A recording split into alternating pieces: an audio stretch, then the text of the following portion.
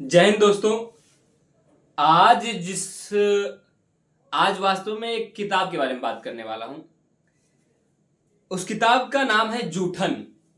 संभव है आपने सुना हो, संभव है आपने न सुना हो, और अगर न सुना हो तो यकीन मानिए, यदि आपको किताबें पढ़ने का शौक है, आप व्यक्ति और व्यक्तित्वों के बारे में जानने का शौक रखते हैं, तो आपका दुर्भाग्य हो कि अब तक आपने जूठन नहीं पढ़ी है। और शायद मेरा भी दुर्भाग्य ही होता यदि मैं एक दिन अपने एक छोटे भाई के कमरे पे न गया होता और मैंने उस दिन ये किताब न देखी होती। जूठन 2 भागों में है। हुआ यूं कि एक दिन मैं अपने एक छोटे भाई के रूम पे गया और वहां पे मुझे ये किताब दिखी।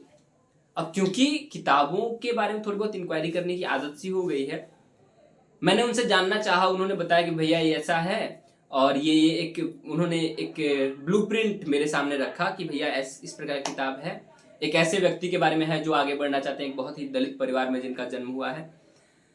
और इसको सुनने के बाद मेरे मन में भी इच्छा जागी कि मैं इसे पढ़ूं, और उनकी प्रेरणा से, उनके रिकमेंडेशन से, उनके कहने से मैं इस किताब को अपने कमरे ले आया। कमरे पर लाने के बाद एक लंबे समय तक यह किताब रखी रही, धूल खाती रही। पर एक दिन अचानक ही मेरे मन में यह विचार आया कि जब किताब लाए ही हैं तो पढ़ के देखते हैं। और फिर मैंने धीरे धीरे किताब को पढ़ना शुरू किया, और जैसे जैसे मैंने पढ़ना शुरू किया, यकीन मानिए, एक अलग ही अनुभव महसूस किया मैंने। यह किताब एक अलग दुनिया के बारे में बताती है, कह सकते हैं। जब कभी शायद हम और आप किसी ऊंची जाति में जन्म ले लेते हैं तो उन यातनाओं को, उन पीड़ाओं को हम नहीं समझ पाते हैं जो किसी तथाकथित रूप से नीची जाति में जन्म लेने वाले व्यक्ति को सहनी पड़ती है। इस किताब में ओम प्रकाश वाल्मीकि जी ने कई ऐसी घटनाओं का जिक्र किया है अपने जीवन की, जहां पे उन्हें सिर्फ इसलिए अपमानित होना पड़ा या इसलिए उनके काबिलियत को कम आंका गया क्योंकि वो किसी एक छोटी जाति से आते थे, या उनके नाम के आगे, उनके सरनेम में वाल्मीकि शब्द जुड़ा हुआ था।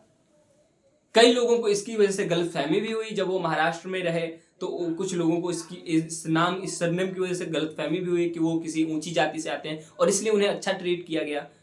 बट उन्हें जब पता चला कि उन्हें जो व्यक्ति हैं जो उन्हें अच्छा ट्रीट कर रहे हैं, उन्हें यह नहीं पता कि एक दलित समाज से आते हैं, तो उन्होंने उन्हें बताया। यद्यपि डायरेक्टली नहीं, यह कहानी अगर कभी आप लोग बताएं तो मैं किसी और दिन बताऊं, पर फिलहाल हम किताब की चर्चा करते हैं। इस किताब में कई ऐसे मौके आते हैं जब जाति की और जाति से संबंधित पीड़ाओं की, यातनाओं की बात की गई है। पर इस किताब में जो मुझे खास लगी, जो सबसे खास बात लगी, वह बात यह थी कि इस किताब में न सिर्फ यह बताया गया कि जो ऊंची जाति से आने वाले लोग हैं वह बुरे हैं, बल्कि यह भी बताया गया कि कुछ लोग बुरे हैं और कुछ लोग अच्छे भी हैं। जो मुझे इस किताब में सबसे अच्छी बात लगी, ऐसा नहीं है कि इसलिए ओम प्रकाश वाल्मीकि जी ने उन लोगों की चर्चाएं की जिन्होंने जाति के नाम पे, तथाकथित रूप से परंपराओं के नाम पे भेदभाव किए, बल्कि उन लोगों के बारे में भी चर्चा की जिन्होंने जात पात से ऊपर उठकर समानता का भाव रखा। और इतना ही नहीं, मेरे लिए यह किताब सिर्फ एक दलित साहित्य नहीं है। सच कहूं तो मेरे लिए ये उससे कहीं ऊपर है। मेरे लिए यह किताब एक ऐसे व्यक्ति की आत्मकथा है जो हमें और आपको यह बताती है कि आप किसी भी सामाजिक आर्थिक पृष्ठभूमि से आते हैं, वह आपके विकास में बाधक नहीं हो सकता है। वह व्यक्ति जो उत्तराखंड के किसी एक छोटे से गांव में किसी एक दलित परिवार में जन्म लेता है, वह इतना बड़ा हो जाता है कि देश के अलग अलग नामी साहित्यकार उसके विषय में जानते हैं। वह अपनी एक सामान्य सरकारी नौकरी करते हुए भी अपने साहित्य में और विभिन्न दलित रचनाओं में अपने इस तरह से योगदान देता है कि लोग उसके नाम को उसके चेहरे के बिना पहचानते हैं। और यह वह दौर है जब सोशल मीडिया इतना फेमस नहीं हुआ करता था।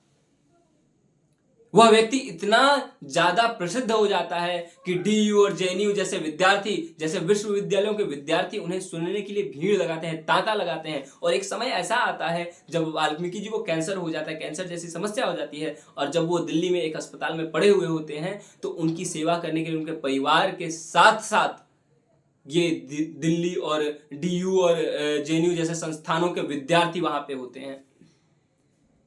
और यह बताता है कि यह एक व्यक्ति सिर्फ किसी एक छोटी जाति या छोटे पृष्ठ सामाजिक आर्थिक